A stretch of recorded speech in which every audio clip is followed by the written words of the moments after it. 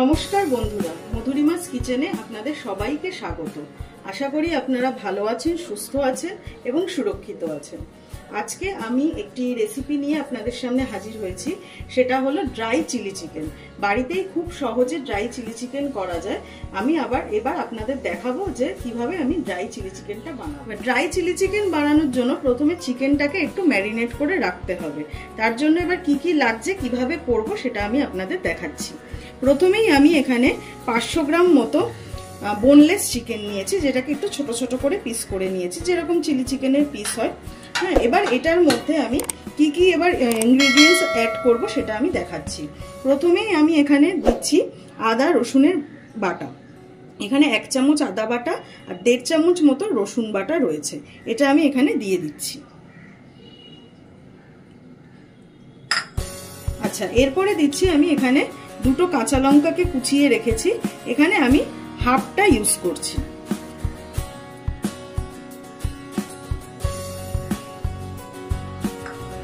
আচ্ছা, এবার স্বাদ অনুসারে নুন দিচ্ছি।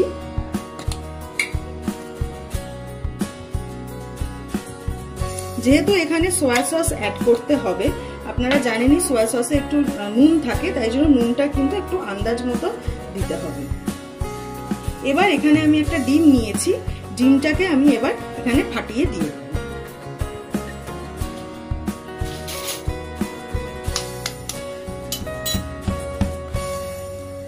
পুরো ডিমটাই আমি অ্যাড করে দিলাম।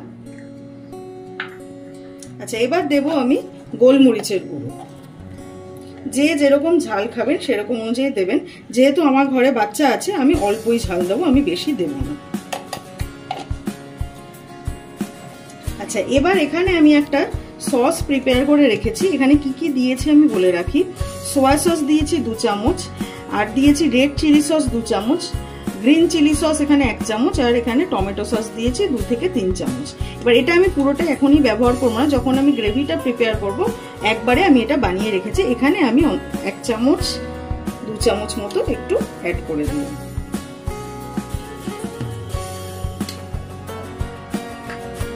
আচ্ছা, এবার দেবো আমি কর্নফ্লাওয়ার। এখানে মোটামুটি আন্দাজ মতো 4 থেকে 5 চামচ মতো কর্নফ্লাওয়ার দিতে হবে। আমি এখানে 500 গ্রাম চিকেন নিয়েছি, আপনারা যেরকম চিকেন নেবেন সেই অনুযায়ী মোটামুটি দেবেন। আর আমি এখানে একটু সাদা তেল ব্যবহার করছি, যাতে মশলাগুলো খুব সুন্দর মিশে যায়। এই 1 চামচ মতো সাদা তেল। এবার আমি এটাকে ভালো করে একটু মাখিয়ে নেব।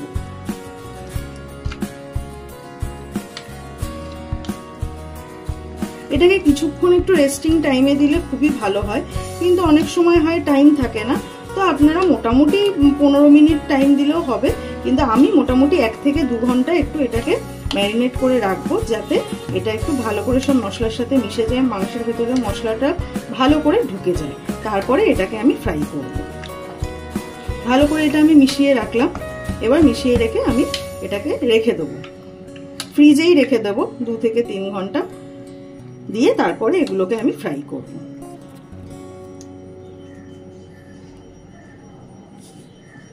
চিকেনটা আমি ম্যারিনেট করে রেখেছিলাম মোটামুটি 3 ঘন্টা, ফ্রিজেই রেখেছিলাম চিকেনটা।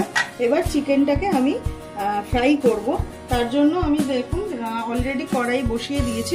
কড়াইয়ে মোটামুটি আমি 6 থেকে 7 টেবিল চামচ তেল দিয়েছি, যেহেতু চিকেনটা মোটামুটি ফ্রাই হবে, একটু তেলটা বেশিই লাগবে। এবার চিকেনগুলো আমি আস্তে আস্তে করে ছেড়ে দেবো, আস্তে আস্তে করে ফ্রাই করব। এবার চিকেনটাকে আমি একটা একটা করে দেব, দিয়ে এটাকে মোটামুটি লাল লাল করে আমি ভাজবো।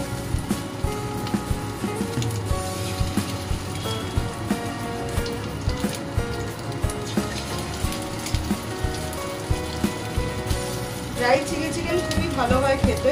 অনেক সময় আমরা রেস্টুরেন্টে গেলে এটা অর্ডার করি, তো বাড়িতেও খুব সহজেই এটা তৈরি করা যায়। একটা একটা করে আমি দিয়ে একটু লাল লাল করে ভাজাটা হবে। আর একটু মোটামুটি মিডিয়াম থেকে লো আঁচেই ভাজতে হবে, যাতে চিকেনটাও সেদ্ধ হয়ে যায়।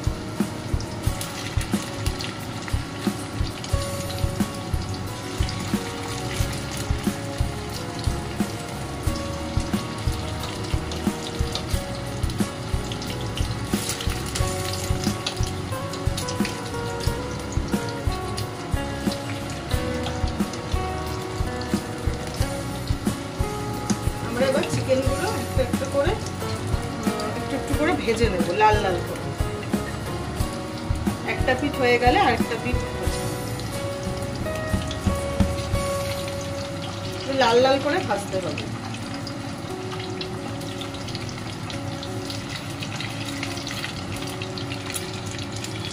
বেশিক্ষণ একটু ম্যারিনেট করা থাকলে ভালো হয়, কিন্তু অনেক সময় থাকে না, বা চটজলদি কেউ বাড়িতে এসেছে করতে হবে, তখন মোটামুটি আধ ঘন্টা ম্যারিনেট করে রাখলেই হবে।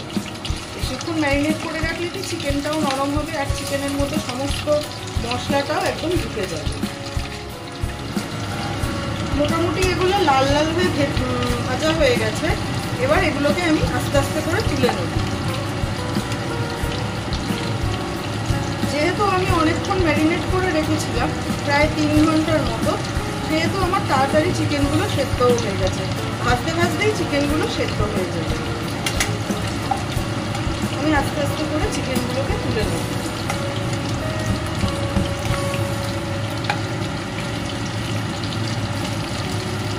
আমি চিকেনে ভাজার জন্য কোটিংটা একটু পাতলাই করি। অনেকে আছে খুব মোটা মোটা কোটিং করে, কিন্তু আমি একটু পাতলাই করি যাতে চিকেনটাই মেনলি বোঝা যায় খেতে গেলে।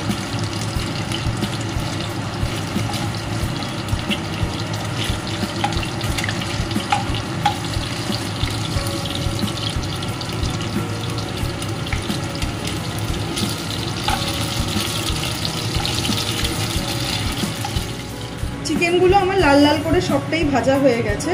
আমি এক এক করে ব্যাচে ব্যাচে করে ভেজেছি। এবার গ্রেভির প্রিপারেশনটা করব। তার জন্য এই ভাজা চিকেনটা তো লাগবেই।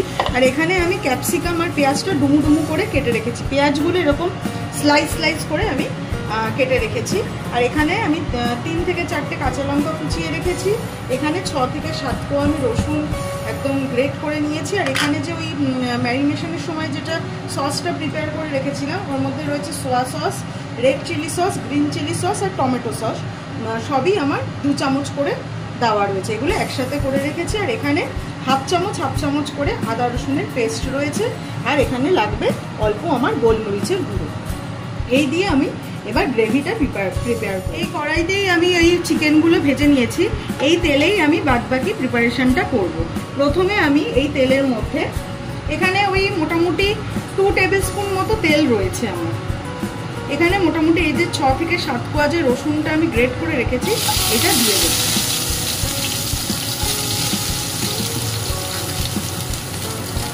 এটা এবার একটু ভাজা ভাজা হয়ে গেলে,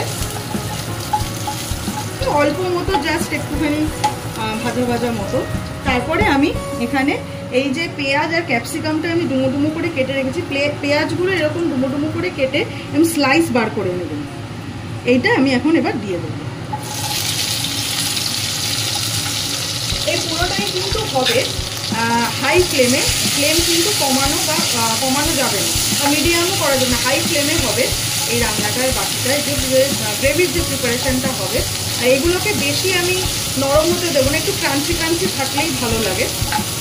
অল্প আমি এই হাই ফ্লেমে ভেজে দেবো, একটু নাড়াচাড়া করে নেব। এই যে কাঁচা লঙ্কাটা কুচিয়ে রেখেছিলাম 3 থেকে 4টা, সেটা দিয়ে দেবো।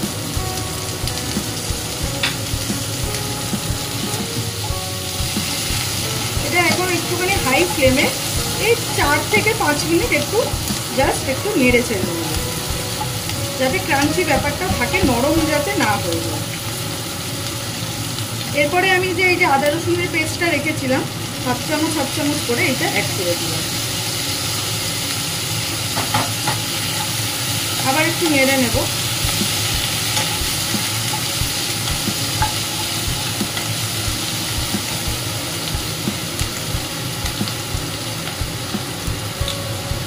একদম অল্প একটু নুন আমি অ্যাড করছি, একদম অল্প জাস্ট, কারণ এখানে আমরা সোয়া সস দেবো। সোয়া সসে যথেষ্ট পরিমাণে নুন থাকে, এই নুনটা একটু ভেবেচিন্তে দিতে হবে, তাহলে কিন্তু রান্নায় নুন বেশি হয়ে যেতে পারে। মোটামুটি 4 থেকে 5 মিনিট আমি এটাকে একটু নেড়ে ছেড়ে নিয়েছি। এবার যে সসটা আমি প্রিপেয়ার করে রেখেছিলাম, এটা আমি দিয়ে দিচ্ছি।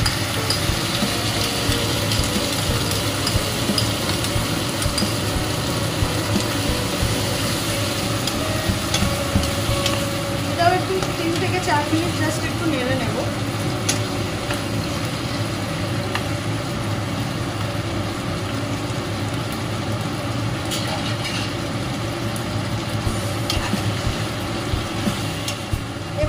আমি একটু গোলমরিচের গুঁড়ো দেবো, যে যেরকম ঝাল খাবেন সেই অনুযায়ী কিন্তু দেবেন। বেশিক্ষণ আমি প্রথমেই বললাম যে বেশিক্ষণ নাড়বো না, কারণ হচ্ছে পেঁয়াজ এবং ক্যাপসিকামটা একটু ক্রাঞ্চি ভাব থাকলেই ভালো লাগে এটা খেতে। এবার আমি চিকেনটা, যে ভাজা চিকেনটা এটা অ্যাড করে সবটাই দিয়ে দিই।